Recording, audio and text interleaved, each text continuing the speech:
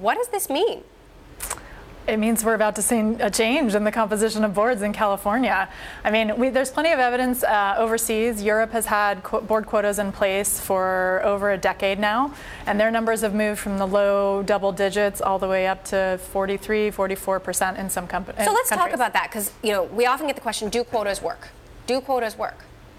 The numbers move, yeah. How significantly?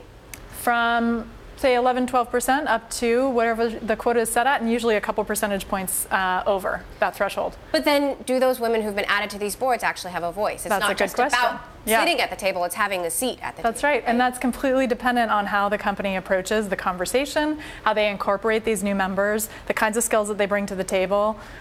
It is an inclusion issue after that.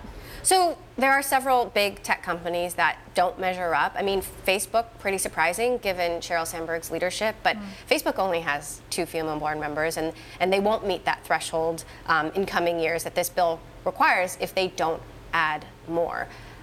Why is it so hard for these companies apparently to find women?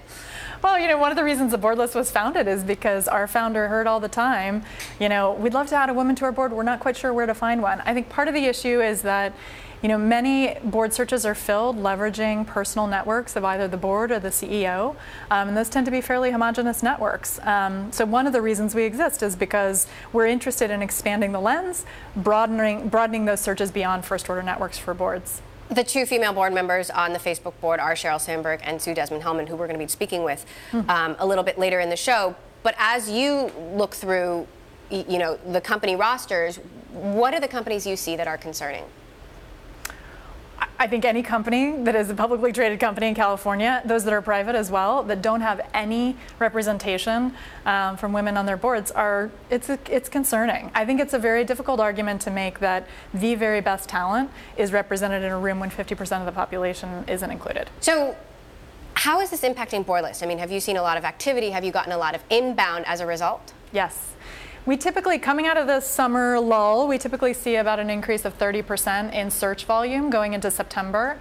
This year we've seen 70% increase. So what kinds of candidates are you offering, and are they being received well? Because obviously there are women out there, but oftentimes these companies say they're not good enough or they don't meet the standards for whatever reason. Yeah, which is very surprising. We actually don't hear that very often when we put forward candidates from the board list. 80% of our platform is either a CEO, C-suite executive, or a board member. So these women are eminently qualified. The trick for us is really just finding the right set of competencies, the right experience to match what the searcher is looking for and that company's unique set of challenges. So you've done a survey of the board list community about their feelings around quotas, and what did you find? Overwhelmingly, the community supports it, which perhaps is not surprising. It's largely candidates that are looking for board seats. But we do, of course, include searchers in that survey who are men and women, as well as people who have endorsed women for board service. And overwhelmingly, the numbers came back in support of this bill. And that's not only Californians. Both the increase in search volume that we've seen and the respondents from the survey have come back to say they very much hope legislation like this passes in their state as well. Gender isn't the only measure of diversity. I mean, should the government be mandating, other kinds of diversity like race, sexuality? I mean, we'd love to see this all happen without legislation. So, what I continue to challenge our community to do on the board list is to think about this. Let's do one better. If you're going to put a woman on your board, let's make it, intersectional. There's no reason why candidates that get placed on boards from this legislation couldn't be African American, Latina. There's so many different wonderful candidates out there to choose from, and so many different perspectives that reflect both the employee base and the customer base of companies. But realistically, is that going to happen without laws? It's a good question.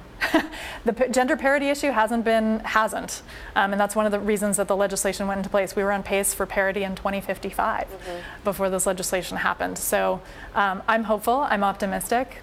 We'll see.